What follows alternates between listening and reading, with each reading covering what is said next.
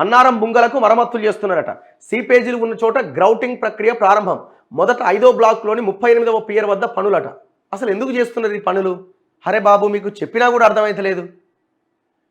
నేను చెప్పుడు మాట కాదు ఇది. చాలామంది రిటైర్డ్ ఇంజనీర్లు, చాలామంది ఎక్స్పర్ట్స్ చెప్తున్నారు. National dam safety authority report ఇచ్చింది. డిజైన్లో, క్వాలిటీలో, మెయింటెనెన్స్లో టోటల్గా ఫెయిల్ అయిపోయినారు.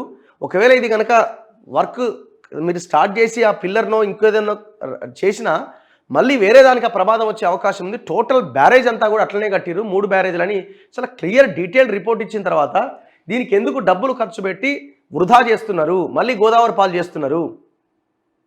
అసలు ఇది ఒకవేళ బాగు చేసినా ఇది ఎత్తిపోతల కాదు, తిప్పిపోతల.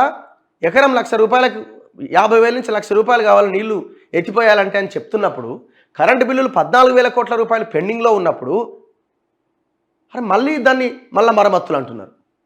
మరి మీకు ఎవరు చెప్పాలా ఇప్పుడున్న కాంగ్రెస్ ప్రభుత్వానికి? వితౌట్ ఇన్వెస్టిగేషన్, విచారణ చేయకుండా ₹1 కూడా ఖర్చు పెట్టడానికి వీల్లేదు అని నెత్తి నోరు మొత్తుకుంటున్నారు కదా. అయినా మీకు సిగ్గొస్తలేదు.